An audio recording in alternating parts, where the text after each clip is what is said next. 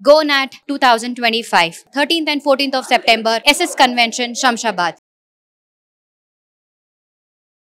Hi viewers, India's largest digital media network Suman టీవీకి స్వాగతం. ప్రస్తుతం మనతో ఉన్నారు motivational speaker and language trainer Vijaya Bangaru Amma. So అమ్మ, నిజంగా ఒకటి, ఇప్పుడు అందరూ ఎక్కువ మంది బాధపడుతూ ఉంటారు, మా పిల్లలు సెటిల్ అయిపోయినాక మమ్మల్ని చూడట్లేదు, మా బాధలు అర్థం చేసుకోవటం లేదు, మమ్మల్ని ఇంట్లో నుంచి పంపిస్తున్నారు. ఇట్లా చాలా మంది పేరెంట్స్ స్ట్రగుల్ అవుతున్నారు, చాలా కష్టపడుతున్నారు, బాధపడుతున్నారు, ఎన్నో వృద్ధాశ్రమాల్లో అనాథాశ్రమాల్లో వేస్తున్నారు.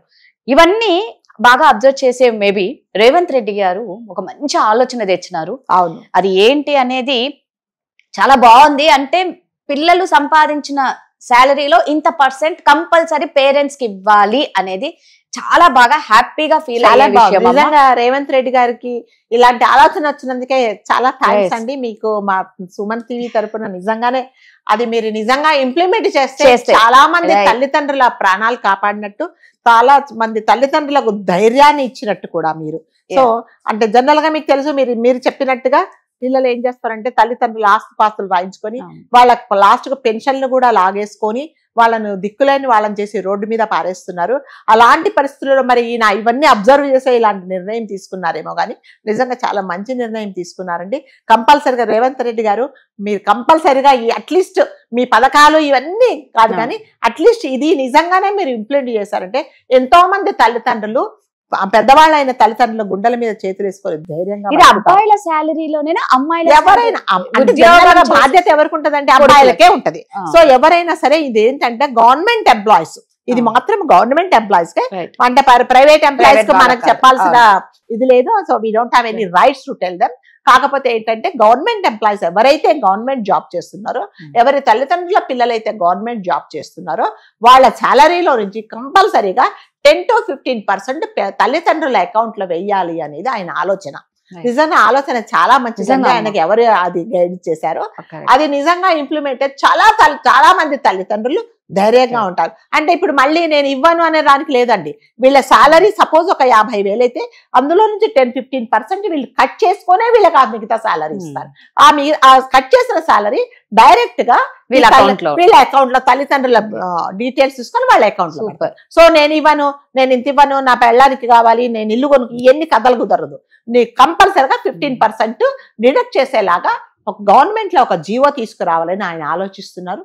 నిజంగానే అది తొందరగా ఇంప్లిమెంట్ అవ్వాలి. అలా నిజంగా ఇంప్లిమెంట్ చేసిన రోజు చాలా మంది తల్లిదండ్రులు ఆయనకి ఒక దేవుళ్లాగా ఆయనను పూజిస్తారండి. అది నిజంగా చాలా మంచి నిర్ణయము. అంటే ఇప్పుడు ఎప్పుడైనా సరే గవర్నమెంట్ ఆర్డర్స్ వస్తే మీరు వైలేట్ చేయడానికి మీకు ఎటువంటి ఇది లేదు. నేను ఇవ్వను, నాకు కట్ చేయదు, ఏ ఇండివిజువల్ ఎంప్లాయీ కూడా నాకు కట్ చేయొద్దని చెప్పడానికి వీలు లేదు. కంపల్సరీగా they have to accept their orders. కాబట్టి ఏంటంటే నిజంగా ఇది ఇంప్లిమెంట్ చేస్తే చాలా మంది తల్లిదండ్రులకు మీరు మంచి సపోర్ట్ చేసినట్టు. సో ఇది మంచి ఆలోచనే. 15% అంటే అట్లీస్ట్ వాళ్ళకి ఒక 4-5 వేలు వీళ్ళ జీతాలు, అంటే it depends upon there salaries. అంటే వాళ్ళ శాలరీ ఎంత ఉందో దాన్ని బట్టి ఒక 10-15% డిడక్ట్ చేస్తారు. సో 10,000 అనుకోండి, 10,000 నుంచి కట్ చేస్తారు. ఎనీ గవర్నమెంట్ అప్లై అంటే కింద స్థాయి నుంచి పై స్థాయి వరకు. అంటే ఇప్పుడు కోడళ్ళు మీ అమ్మకేంటి జీతం వస్తుంది కదా, మీ నాన్నకేంటి ఇవ్వద్దు అని అనకుండా అవన్నీ అనడానికి, కథలు చేయడానికి లేదు. అక్కడ జీతం కట్ చేస్తే మీ ఆయన జీతం తీసుకొని వస్తాడు. నిజంగా బెస్ట్ ఆఫ్ లక్ అండి. ఇది నిజంగానే మీరు ఇంప్లిమెంట్ చేయండి. సంతోషపడే వాళ్ళలో మేము ఫస్ట్ ఉంటాం.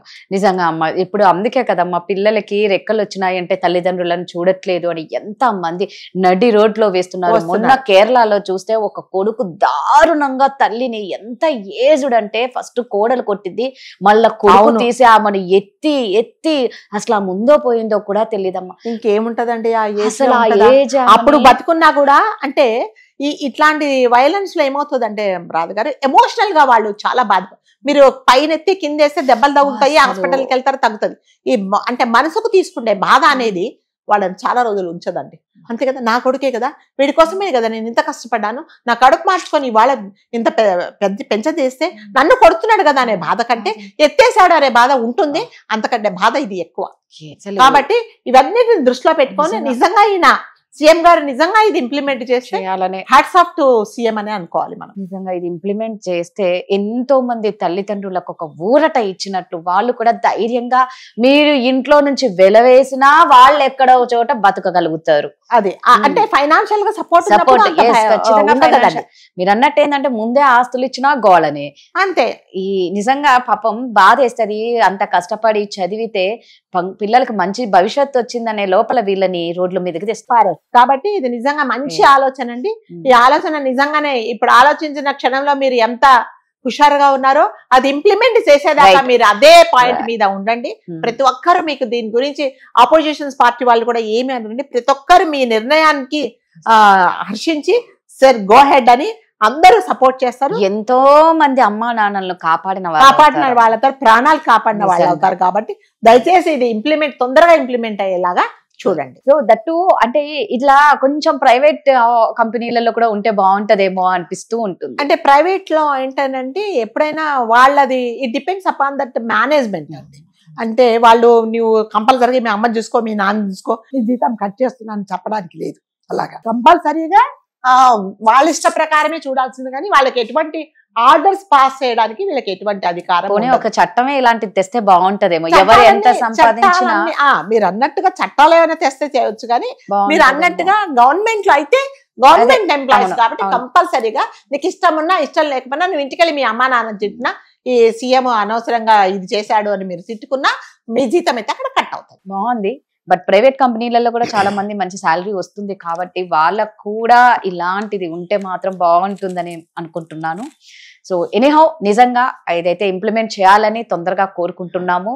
అందరి తల్లిదండ్రుల కళ్ళల్లో ఆనందం చూడాలని మనస్ఫూర్తిగా కోరుకుంటున్నాం. Thank you.